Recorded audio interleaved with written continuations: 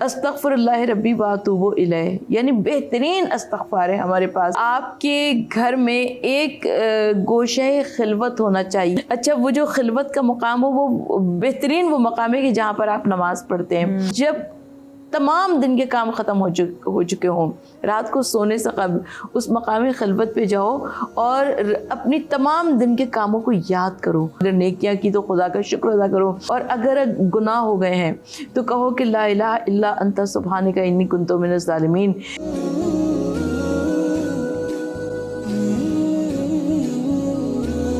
बिस्मिल्लाहिर्रहमानिर्रहीम। अस्सलाम वालेकुम। नाज़िया मलिक आपके साथ हमारे रमज़ान में एक और नए सब्जेक्ट के साथ आपके साथ मौजूद हूँ। और आज का हमारा टॉपिक भी बहुत इम्पॉर्टेंट है, बहुत ही अहम सब्जेक्ट है, जिससे दुनिया बदल सकती है, जिससे आपका जो है मामलात सही हो सकते हैं। कई लोग परेशान होते हैं, उनकी परेशानी दूर हो सकती है, और वो है इस्तिग़फ़ार। इंसान गुनाह तो करता है, और गुनाह करने के बाद उसके लिए तौबा करना भी ज़रूरी है, और उसके बाद उस गुनाह को दोबारा ना भी किया जाए तो बात बन जाएगी।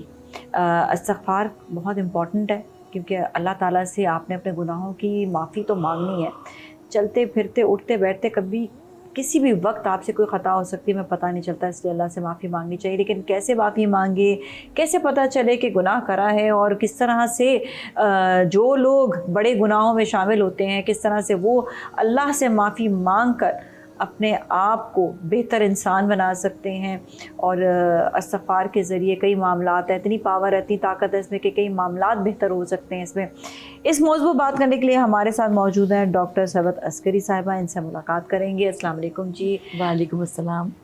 डॉक्टर साहिबा, आप इतनी अच्छी बातें बताती हैं, और आज का ये अहम सब्जेक्ट भी, इसीलिए मैं आपके साथ इस गुफ्तगू में आपको शामिल रखेंगे, क्योंकि बहुत इम्पॉर्टेंट सब्जेक्ट है। इस्तिग़फ़ार मतलब हमारी कह सकते हैं ना डेली रूटीन में अगर देखें तो इसका एक हिस्सा है कि हमें अल्लाह से बार बार अपने गुनाहों की माफ़ी मांगनी है। तो पहले तो बताएं कि इस्तिग़फ़ार है क्या, इसे किस तरह से हम जो है माफ़ी मांग सकते हैं, इसकी ताकत के हवाले से बताइएगा। बिस्मिल्लाहिर्रहमानिर्रहीम। अस्सलाम वालेकुम। नाज़िया, मैं आपकी खिदमत में, आपकी पूरी टीम की खिदमत में और आपके तवज्जुह से तमाम आलम इस्लाम को माह रमज़ान मुबारक की मुबारकबाद पेश करना चाहती हूँ। और ये अल्लाह ताला का एहसान है, रब्बुल इज़्ज़त का करम है हम पर कि हमने एक माह रमज़ान मुबारक और देखा, और हम इसकी बरकतों और रहमतों से मुस्तफ़ीज़ हो रहे हैं। और आपका उन्वान गुफ्तगू बहुत अच्छा है, इसलिए कि आपने इस्तिग़फ़ार को उन्वान गुफ्तगू करार दिया है। तो इस्तिग़फ़ार परवरदिगार आलम तौबा करने वालों को महबूब रखता है।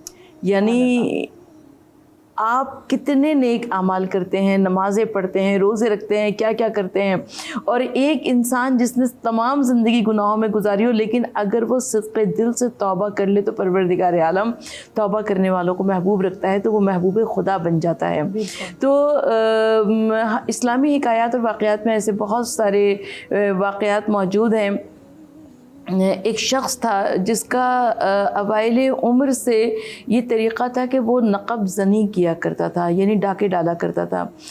तो एक मरतबा वो गए हैं किसी घर में नक़ब ज़नी करने के लिए, डाका डालने के लिए। तो करीब के किसी घर से किसी क़ारी कुरान की आवाज़ आ रही थी, और वो उस आयत की तिलावत कर रहा था कि वो कब कौन सा वक्त आएगा कि जब ये लोग खुदा की जानिब माइल होंगे।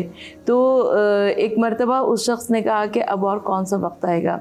और उसके बाद फ़ज़ल बिन अयाज़ उन शख्स का नाम बताया गया है रिवायात में। और उसके बाद उन्होंने ना सिर्फ ये कि तौबा की, इस्तिग़फ़ार की, और तौबा का एक बहुत बुनियादी एलिमेंट ये है कि आपने जिसकी जो हक़ तलफ़ी की है उसको उससे उस नुकसान को पूरा करें। यानी अगर आपने किसी का माल खाया है, किसी की ज़बान से आबरू रिज़ी की है, तो आप उसकी हक़ तलफ़ी जो आपने के हाथों हुई है उसको पूरा करें, उसको पूरा करें। तो फ़ज़ील बिन अयाज़ ने कहा कि भाई अगर जिसका जो भी मैंने डाका डाला हो, नक़ब ज़नी की हो, वो आए और आकर मुझसे ले ले। तो बहुत सारे लोगों ने जाकर ले लिया। अच्छा, अब एक तो बैठकर खाने से قارون کا خزانہ بھی وہ خالی ہو جاتا ہے. دوسری جانب کیونکہ وہ لوگوں کو دیتے جا رہے تھے. اب ایک یہودی نے ان سے کہا کہ تم نے میرا بھی کھایا تھا حق، لہٰذا تم مجھ کو وہ دے دو. اب فضیل کے پاس پیسے ختم ہو چکے تھے. فضیل نے کہا کہ میں کہاں سے واپس کروں. تو کافی بحث و مباحثہ اس کے اوپر ہوتا رہا. تو اس یہودی نے کہا کہ اچھا ایسا کرو کہ میں نے بھی قسم کھائی ہے، لہٰذا تم میرے گھر کے حجرے میں آؤ اور وہاں پہ غالیچہ بچھا ہوا ہے، اس کے نیچے جو کچھ بھی تمہیں ملے وہ تم نکال کے دیتے رہو، میری بھی قسم پوری ہو جائے گی اور تمہارا بھی عہد و پیمان پورا ہو جائے گا. فضیل بن عیاض اس یہودی کے گھر پہنچے اور اس غالیچے کے اندر ہاتھ ڈالا. ان کے ہاتھ میں سونے کے سکے آئے. انہوں نے یہودی کو وہ سونے کے سکے ہاتھ ڈالتے رہے، نکالتے رہے، دیتے رہے، یہاں تک کہ جب ایک مقررہ مقدار ہو گئی تو یہودی نے کہا کہ میرا نقصان پورا ہو گیا. اور اس کے بعد انہوں نے کہا کہ میں قبول اسلام کرتا ہوں. اور لوگ بڑا حیران ہوئے، کہا کہ تم نے کیوں قبول اسلام کیا؟ کہا کہ حضرت محمد مصطفیٰ صلی اللہ علیہ وآلہ وسلم نے ارشاد فرمایا کہ اگر میری امت میں سے کوئی شخص سچے دل سے توبہ و استغفار کرے گا تو اس کے لیے مٹی بھی سونا بن جائے گی. میں جانتا ہوں میرے گھر کا حجرہ تھا کہ اس غالیچے کے نیچے سوائے مٹی کے اور کچھ نہیں تھا، لیکن کیونکہ فضیل بن عیاض نیچے ہاتھ ڈالتے رہے اور سونے کے سکے ان کے ہاتھ میں آتے رہے تو مجھے یقین ہو گیا کہ انہوں نے سچے دل سے توبہ استغفار کیے، لہٰذا میں نے قبول اسلام کر لیا. بالکل، سبحان اللہ، بہت ہی اچھی بات آپ نے بتائی ہے. لیکن یہاں پر اب یہ بھی ہم معاملہ جو ہے لوگوں تک پہنچائیں گے کہ کس طرح سے اگر کوئی انسان جس طرح کسی کو نقصان اگر پہنچا دیتا ہے اور اس کے بعد وہ شخص دنیا میں نہیں رہتا، پھر وہ کیا کرے؟ پھر وہ کیونکہ اس کا تو وہ نقصان پورا نہیں کر سکے گا، وہ انسان تو اس دنیا میں ہی نہیں رہا، پھر کیا کرے؟ اس کی جانب سے طلب مغفرت کریں، اس کی جانب سے ایصال ثواب کریں، اس کی جانب سے صدقہ دیں، اس کی جانب سے استغفار کریں. رب العالمین جتنے درجات اس کے وہاں پر بلند ہوتے رہیں گے، رب العالمین اس کے گردن سے وہ گناہ ہٹاتا رہیں گے. اور اگر جس طرح ایک شخص ہے ڈکیتی اس نے ماری ہے اور وہ جو ہے دوسرا شخص جو ہے جس کے ڈکیتی ماری تھی وہ زندہ نہیں رہا، تو وہ اس کا نقصان کیسے پورا کرے گا پھر اس شخص کا جس کا اسے نقصان پہنچایا اور وہ اس دنیا میں نہیں ہے؟ تو جواب میرے خیال میں ہو چکا ہے، اس لیے کہ جو اس دنیا سے گزر چکا ہے اگر اس کا کوئی بھی حق کسی کی بھی گردن پہ باقی ہے تو وہ اس کی جانب سے دعائے مغفرت کرے، استغفار کرے. جس نے گناہ کیا ہے وہ اس دنیا میں ہی ہے، لیکن جس کا مال کھایا ہے اس نے، اگر وہ اس دنیا میں نہیں ہے تو جس کا مال کھایا ہے اگر اس کی جانب سے استغفار کیا جائے، اس کی جانب سے صدقہ دیا جائے، اس کی جانب سے ایصال ثواب کیا جائے تو رب العالمین غفور الرحیم ہے، وہ اس کے گناہوں کو معاف کر دے گا. اچھا باقی یہ کہ جب ہم گناہوں کی توبہ کی بات کرتے ہیں تو گناہ کبیرہ ہے، گناہ صغیرہ ہے. تو گناہ کبیرہ کیا ہے، گناہ صغیرہ کیا ہے، یہ ہم لوگوں کو بتائیں گے. اس کو پھر یہ کہ کس طرح سے ان گناہوں کی کیا معافی کیسے ہوگی، اور گناہ کبیرہ جو ہیں وہ تو بہت بڑے گناہ ہوتے ہیں، ان کی کیسے معافی ہو سکتی ہے؟ اچھا، گناہان کبیرہ بہت بڑے گناہ ہوتے ہیں جیسے کہ آپ نے خود عرض کیا، اور گناہان صغیرہ چھوٹے چھوٹے گناہ ہوتے ہیں. اچھا، اس کی بھی علیحدہ تفصیل ہے اور ہمارے پاس وقت کی میرے خیال میں اتنی زیادہ گنجائش نہیں ہے، لیکن ہمارے پاس بہت ساری احادیث رسول خدا صلی اللہ علیہ وآلہ وسلم کی موجود ہیں. حضور صلی اللہ علیہ وآلہ وسلم اچھا کچھ احادیث تمثیلی احادیث ہیں، یعنی ان کو کر کے دکھایا گیا. حضور نبی کریم صلی اللہ علیہ وآلہ وسلم ایک مرتبہ ایک صحرا میں تشریف لے گئے. صحابہ کرام رضوان اللہ علیہم بھی ان کے ساتھ موجود تھے. حضور نبی کریم صلی اللہ علیہ وآلہ وسلم نے اس صحرا میں پہنچ کر کہا کہ تم اس صحرا میں پھیل جاؤ اور جس کو ایندھن کے نام پر جو کچھ بھی ملے وہ لائے اور یہاں پہ رکھتا جائے. اب دیکھنے میں وہ بے آب و گیا میدان نظر آ رہا تھا. اب اصحاب کرام وہاں پر پھیل گئے، کسی کو کوئی پتا خشک پتا ملا، کسی کو کوئی چھوٹی سی لکڑی ملی، کسی کو کچھ ملا. جس کو جو کچھ ملا وہ حضور نبی کریم صلی اللہ علیہ وآلہ وسلم کے قدموں میں لا کے رکھتا رہا، اور وہ دیکھتے ہی دیکھتے ایک چھوٹا سا ٹیلا نما بن گیا. حضور نبی کریم صلی اللہ علیہ وآلہ وسلم نے فرمایا کہ بالکل ایسے ہی ہم کو محسوس یہ ہوتا ہے کہ ہماری زندگی بڑی پاک اور صاف ہے, ہماری زندگی میں کوئی گناہوں کا نام نہیں ہے, لیکن جب تلاش کیے جاتے ہیں, جب ڈھونڈا جاتا ہے تو ایسے ہی گناہ جمع ہوتے جاتے ہیں. تو گناہان صغیرہ کی مثال ہماری زندگی میں ایسے ہی ہے, لہٰذا ہم کو اجتناب کرنا چاہیے گناہان صغیرہ سے بھی, تاکہ ہم گناہان کبیرہ کی جانب نہ جائیں. اچھا یہ بھی ہوتا ہے کہ انسان استغفار مانگتا ہے, توبہ مانگتا ہے, پھر سے وہ گناہ کرتا ہے, پھر توبہ کرتا ہے, پھر گناہ ہو جاتی ہے, تو یہ سمجھ نہیں آتا کہ کس طرح سے اپنے آپ کو روکے بھی وہ, کہ وہ بار بار گناہ نہ کرے. وہ اللہ کے آگے اس کو پتہ ہے کہ میں غلط کر رہا ہوں, لیکن پھر وہ جو ہے واپس اسی طرف ہی بلا. حضرت زکریا علیہ السلام کے پاس ایک مرتبہ ابلیس آیا, شیطان آیا, اور آپس میں ان کی گفتگو شروع ہوئی. تو حضرت زکریا علیہ السلام نے پوچھا کہ تم نے خلق خدا کو کیسا پایا؟ اس نے کہا کہ اے نبی خدا, میں نے خلق خدا کو 3 حصوں میں تقسیم پایا. ایک تو آپ گروہ انبیاء ہیں, گروہ معصومین ہیں, جو کہ نہ خطا کرتے ہیں, نہ آپ سے کوئی غلطی ہوتی ہے, آپ سے ہمارا کچھ بھی لینا دینا نہیں. اچھا ایک وہ ہیں جو کہ صرف ہمارے ہیں, ٹھیک ہے, ان سے بھی ابلیس نے کہا کہ ان سے بھی کوئی لینا دینا ہمارا نہیں ہے. ہمارا لینا دینا صرف اس گروہ انسانی سے ہے کہ جن سے کوئی گناہ ہو جاتا ہے وہ فوراً توبہ و استغفار کر لیتے ہیں. اب گناہ ہو جاتا ہے, فوراً توبہ و استغفار کر لیتے ہیں. تو یعنی ہم یہ سمجھتے ہیں کہ شیطان نے ہم کو بہکایا, لیکن در حقیقت ہم اسے مصروف رکھے ہوئے ہیں. توبہ و استغفار اتنی بڑی چیز ہے کہ ہم نے نہ صرف اس کو پریشان کر رکھا ہے, بلکہ ہم اس کو مصروف بھی رکھے ہوئے ہیں, اور اس لیے مصروف رکھے ہوئے تاکہ وہ ہمارے اعمال کے اوپر اثر انداز نہ ہو سکے. تو ہم کو کوشش یہ کرنی چاہیے کہ ہم اتنی توبہ و استغفار کریں, اتنی توبہ و استغفار کریں کہ پروردگار عالم ہم سے راضی ہو جائے. کیا بات ہے, اللہ تعالیٰ نے ہمیں اتنا بڑا تحفہ استغفار کا دیا ہوا ہے کہ یہ دیکھیں شیاطین ویسے ہی ہم سے جو ہے وہ دور رہیں گے. تو انسان جو ہے گناہ کی طرف کب تک وہ جو ہے اس کی طرف جو ہے وہ شیطان اس کو ورغلاتا رہے گا, پھر وہ ورغلانے سے بھی جو ہے وہ پیچھے ہٹ جائے گا. اچھا ہمارے یہاں بہت ساری مرتبہ بھی ہوتا ہے کہ کہتے ہیں کہ جی شیطان نے بہکا دیا. اچھا شیطان تو ہر جگہ پہ بہکاتا ہے, نیو یارک میں بھی بہکاتا ہے, لندن میں بھی بہکاتا ہے, کراچی میں بھی بہکاتا ہے. تو شیطان تو ہر جگہ موجود ہوتا ہے, لیکن اپنے ہر کی ذمہ داری شیطان کے اوپر نہیں ڈالنی چاہیے, بلکہ ہمیں اپنے نفس کو کنٹرول میں رکھنے کی ضرورت ہے. جتنا ہم اپنے نفس کو کنٹرول میں رکھتے ہیں اتنے ہی ہم شیطان کو قابو میں کر سکتے ہیں. بالکل. اچھا استغفار کے جو ہے طریقے کیا ہوتے ہیں, کس طرح سے اللہ سے معافی مانگنی چاہیے؟ اس کی کوئی تسبیحات بھی ہوتی ہیں جو پڑھتے رہنا چاہیے, جس سے انسان ویسے ہی مسائل اور پریشانیوں سے دور رہتا ہے؟ امام حسن مجتبیٰ علیہ السلام سے کے سامنے ایک شخص آیا, اس نے کہا کہ فرزند رسول میرے پاس اولاد نہیں ہے. امام حسن مجتبیٰ علیہ السلام نے فرمایا کہا کہ استغفار کرو. اس کے بعد ایک اور شخص آیا, اس نے کہا کہ رزق کی کمی ہے, انہوں نے کہا کہ استغفار کرو. اس کے بعد کوئی اور شخص آیا, اس نے کوئی اور مسئلہ بتایا, امام حسن مجتبیٰ نے فرمایا کہ استغفار کرو. تو ان کی بز میں کوئی بیٹھا ہوا تھا, اس نے کہا کہ مولا آپ نے ہر مسئلے کا حل ایک استغفار کو بتایا. کہا کہ اگر سچے دل سے استغفار کر لی جائے تو پروردگار عالم اس کے تمام مسئلوں کو حل کر دے گا. سبحان اللہ. اس کی کوئی اسپیشل کوئی پڑھنا پڑتا ہے یا صرف استغفار پڑھیں؟ دیکھیے استغفار پڑھنے کے طریقے تو ہمارے پاس موجود ہیں, لیکن میں ایک مرتبہ ایک شادی میں گئی.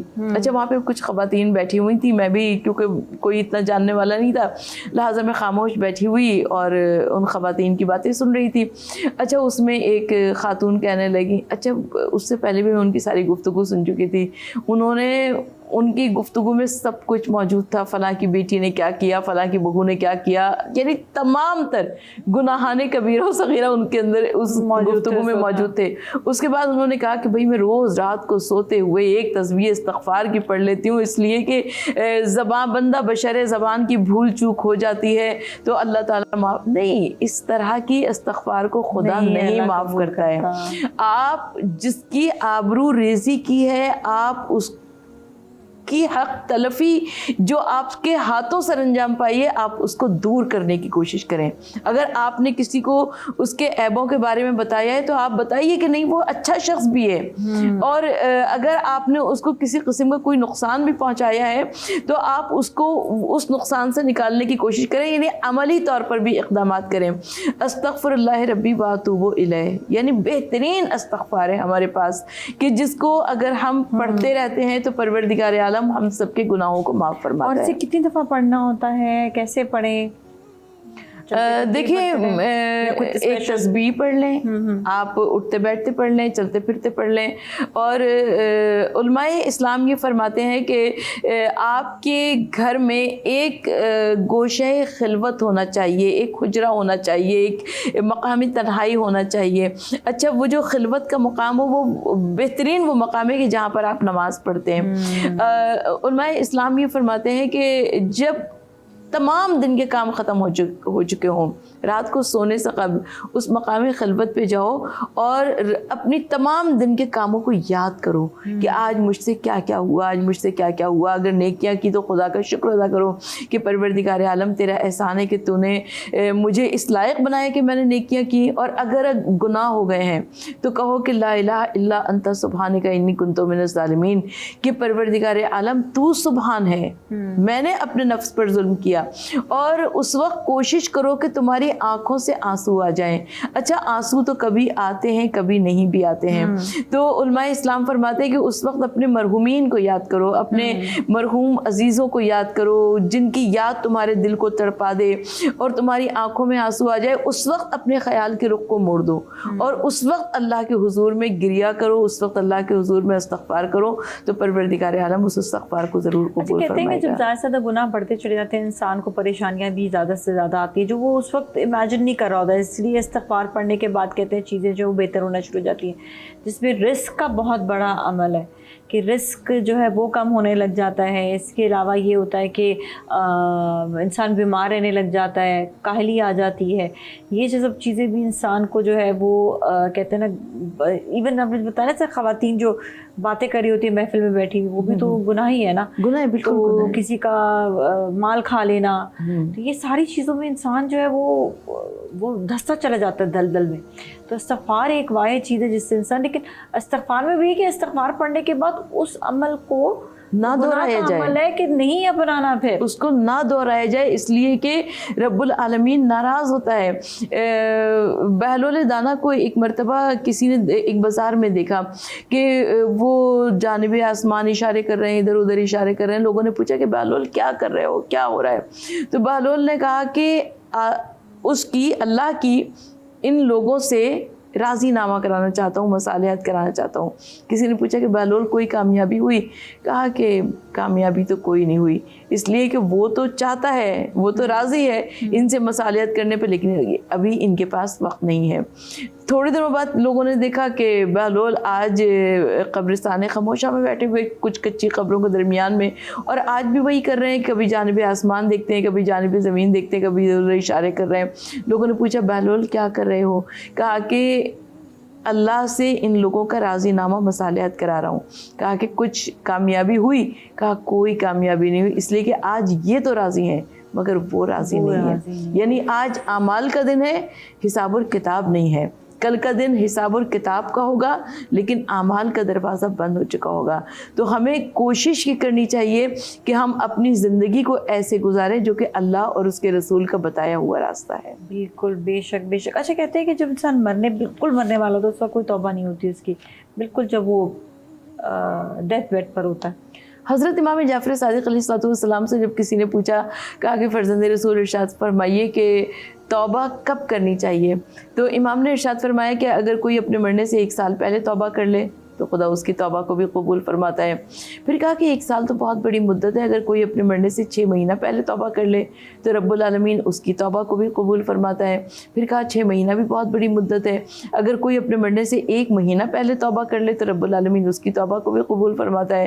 پھر فرمایا کہ 1 مہینہ بھی بہت بڑی مدت ہے, اگر کوئی اپنے مرنے سے 1 ہفتہ پہلے توبہ کر لے تو رب العالمین اس کی توبہ کو بھی قبول فرماتا ہے. اور پھر فرمایا کہ 1 ہفتہ تو بڑی چیز ہے, اگر کوئی 1 دن पहले तौबा कर ले तो रब्बुल आलमीन उसकी तौबा को भी कबूल फरमाता है। और फिर फरमाया कि एक दिन तो बड़ी चीज़ है, अगर कोई 1 साअत पहले तौबा कर ले तो रब्बुल आलमीन उसकी तौबा को भी कबूल करता है। लेकिन हमको कोशिश ये करनी चाहिए, क्योंकि हमें नहीं मालूम कि कब मौत आएगी कब नहीं आएगी, वो साथ हमें मिलेगी नहीं मिलेगी, हम इस्तग़फ़ार कर सकेंगे नहीं कर सकेंगे।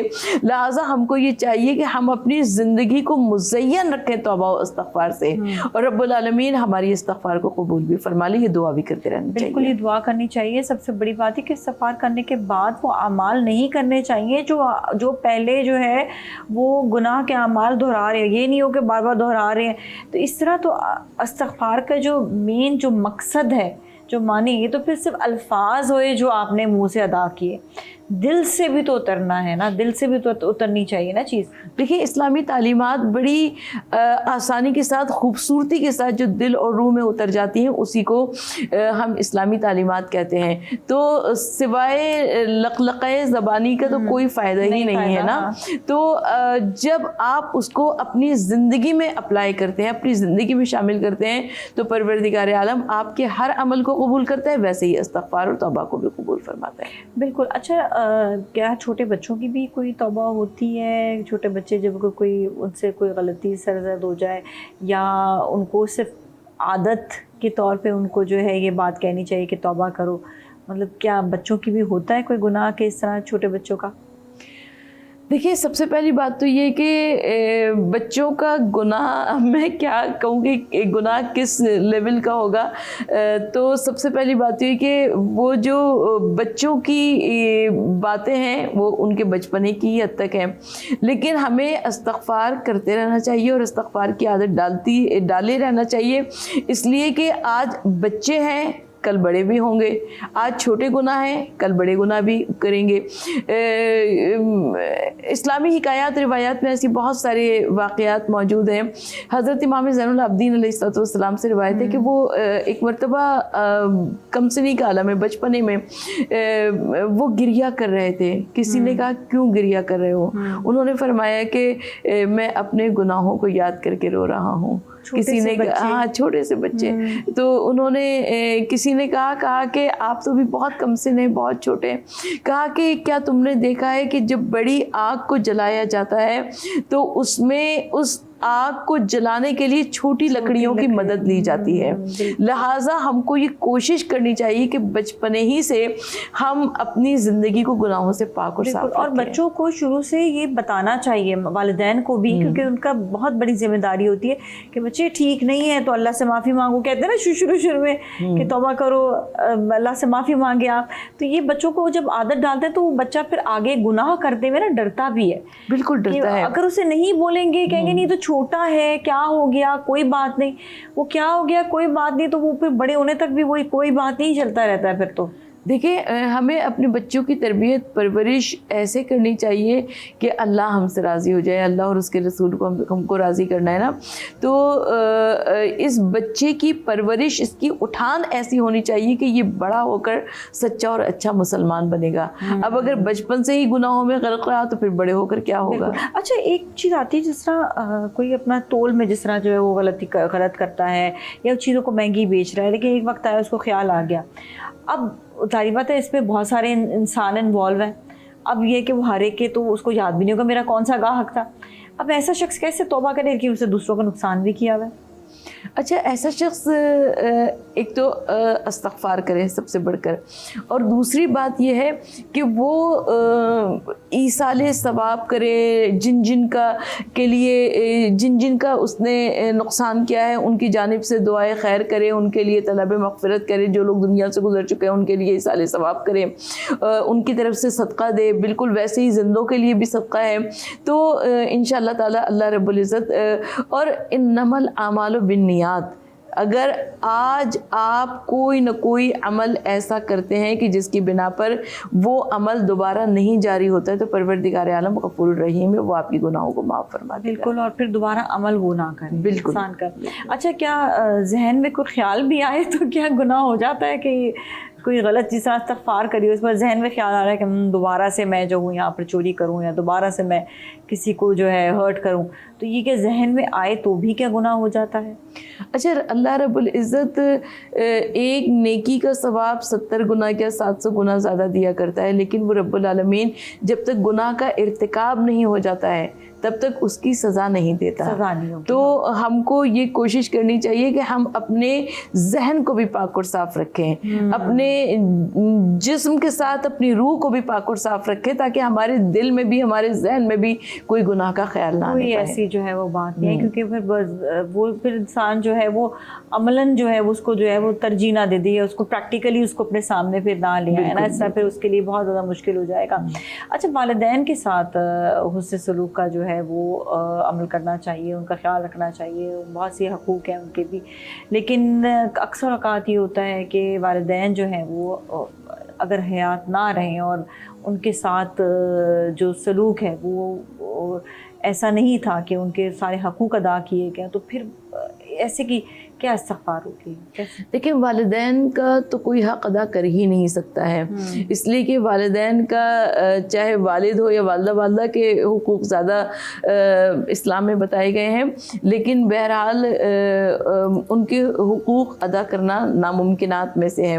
لیکن ان کے لیے وہ دنیا سے اگر گزر چکے ہیں تو طلب خیر کریں, طلب مغفرت کریں, ان کی جانب سے صدقہ و خیرات کریں, ان کی جانب سے ایصال ثواب کریں.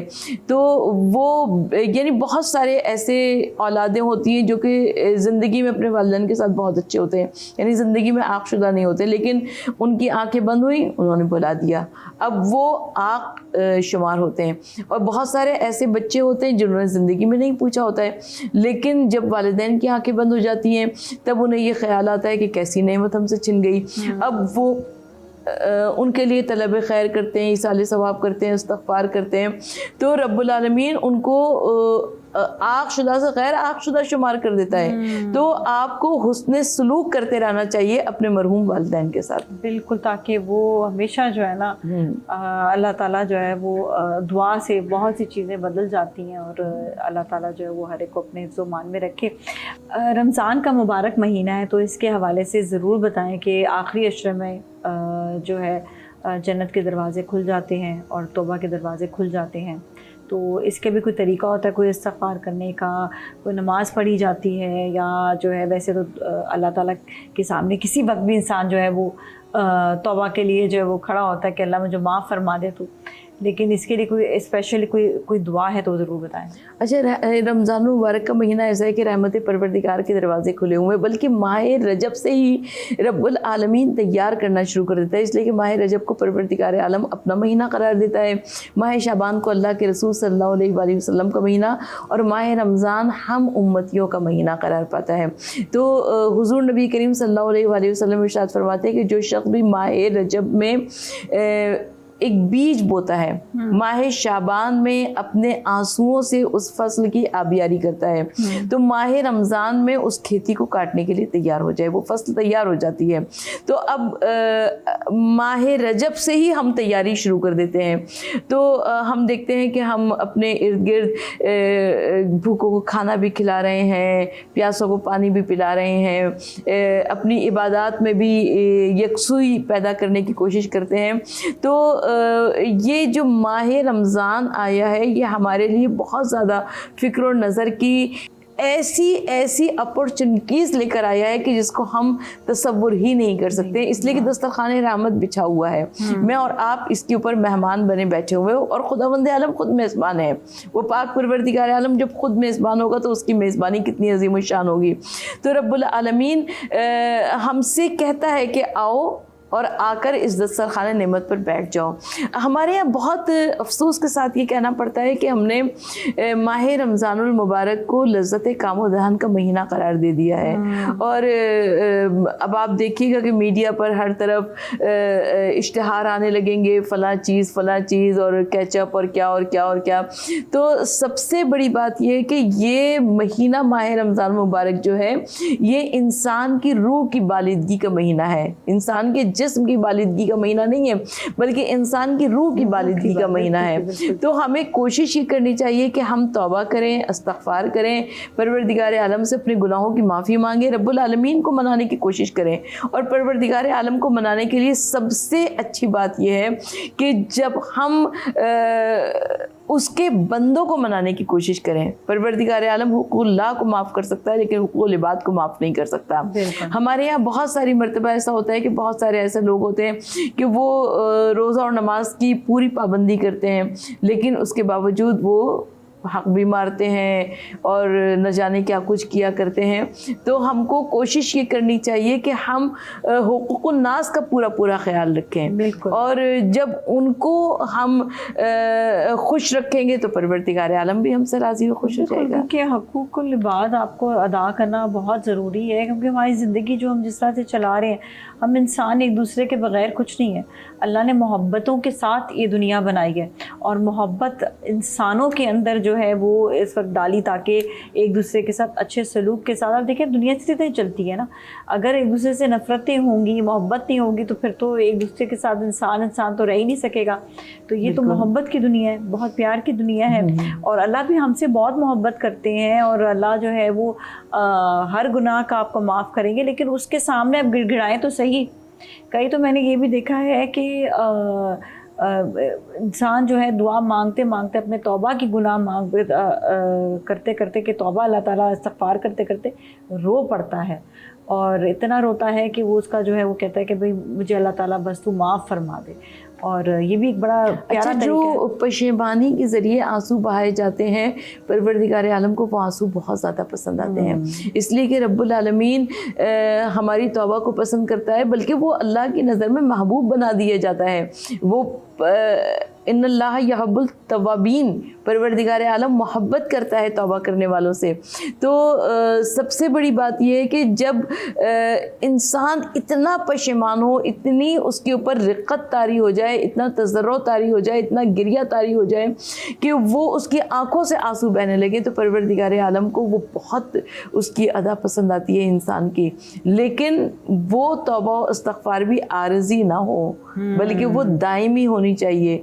ऐसी इस्तग़फ़ार होनी चाहिए कि परवरदिगार आलम को ये यकीन हो जाए कि रब्बुल आलमीन की जानिब ये बंदा पलट आया है, और इंशाअल्लाह ताला वो हमेशा रब्बुल आलमीन का ही रहेगा। बिल्कुल जी। जाते जाते कोई और कलमात या कोई तरीका इस्तग़फ़ार का एक बार फिर बता दें। देखिए, अपने अमाल पर मोमिन को अलर्ट रहना चाहिए।